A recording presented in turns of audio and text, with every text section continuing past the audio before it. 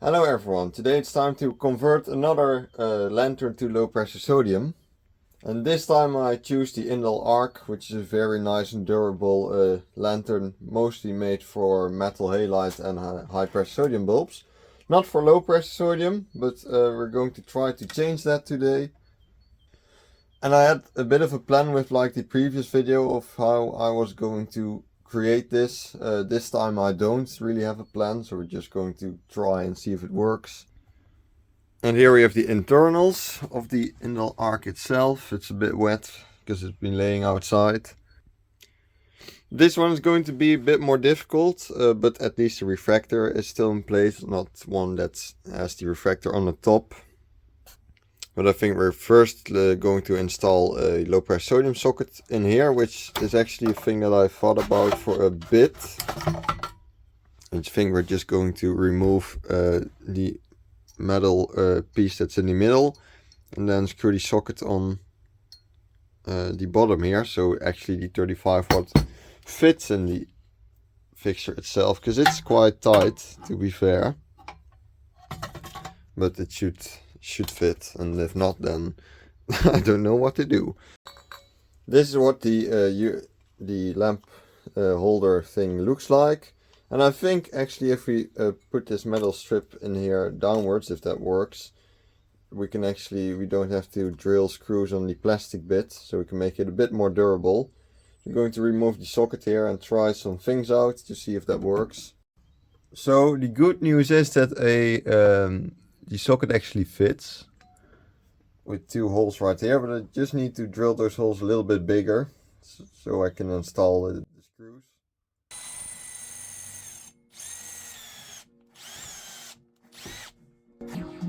Okay, so this should be quite perfect.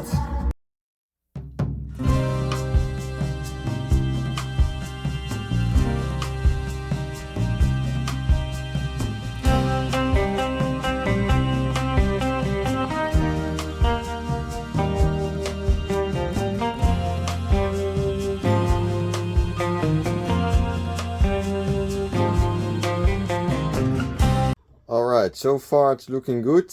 It looks very professional, or at least not too bad. But now the thing is, will the bulb actually fit? Because if it doesn't, then we'll have to find some other way to make it fit. It just doesn't really fit, unfortunately.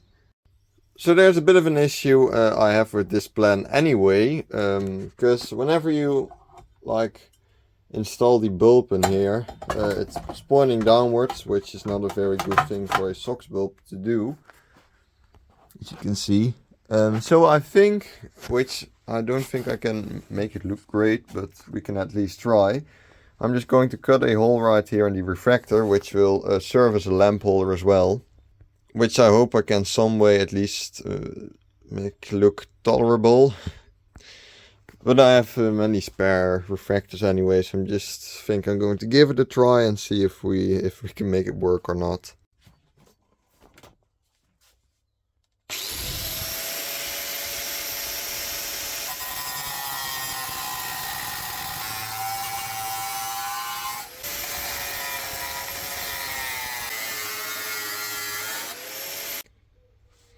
Okay, so we made this fit at least. Doesn't look great at all, but we can now close like the lamp holder thing.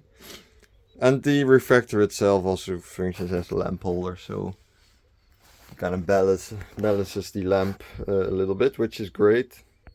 That said though, I'm definitely not happy with how this looks. I'm going to think about a way to make this look a bit less like a hobby project and a bit more professional. Alright, so I'm thinking that we can just use this cable right here and cut it in the middle so we can get the inner wiring out, and then use that as like a rubber strip to wrap around the sharp edges right there to also keep the lamp in place a little bit better. To be fair, still kind of looks like a DIY project, but a bit less, at least a bit more durable. We have a rubber around here, which is nice. Looks actually quite good, like the rubber itself. I mean, I think I might use just the old isolation of the cable more often as a rubber strip or something. Well, the next thing is going to be the ballast, of course, now that we have the bulb in place, which is kind of peeking through that hole right there. And this is an electronic 35 watt ballast. I know an old conventional ballast would probably fit better in here, but I don't really have those in the collection. I mean, because mostly the electronic ones are way easier to use. Not for this case, but still, we can make it fit in here. Won't look great, but you're gonna have to deal with it, I guess. We can at least screw it onto the unit itself in one place, so it won't just fly around the lantern itself, which is great. So we're going to install the ballast, wire it up, and see what it looks like.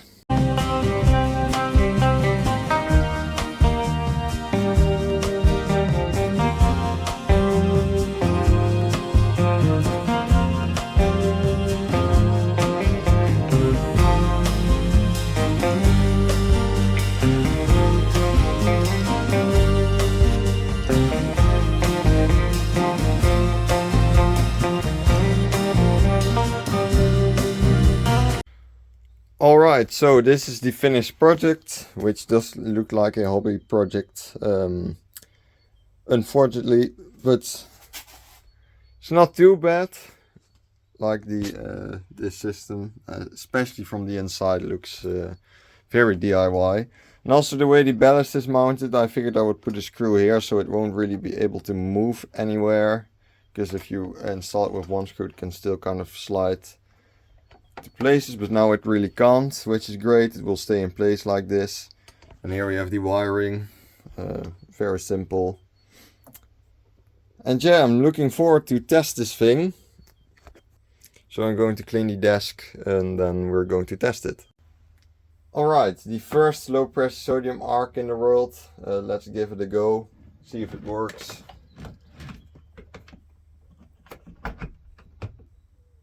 Which it definitely does. A very creative project here.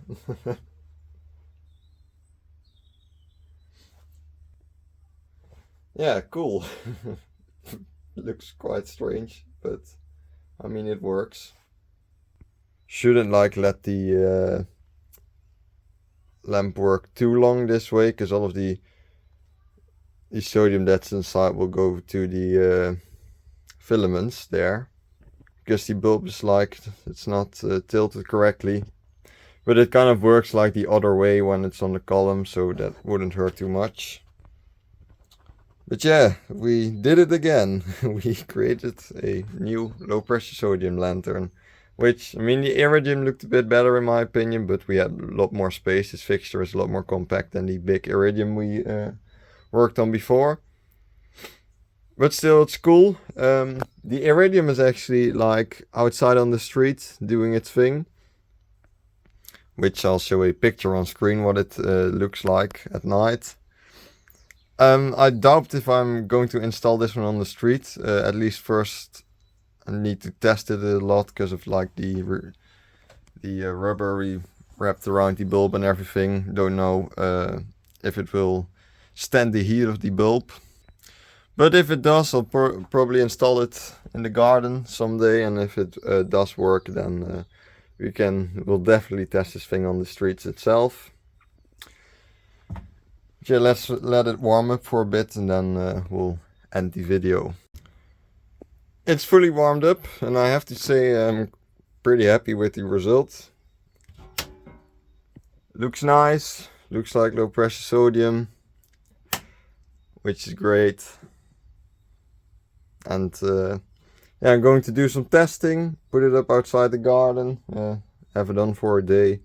And then we'll see what happens, and maybe that it will be outside on the street someday. Luckily, those low pressure sodium bulbs don't really get that hot. But yeah, thanks a lot for watching. Let me know what you think about this, and also let me know in which other lantern I should do this or try this. Thanks a lot for watching, have a nice day and see you in the next video.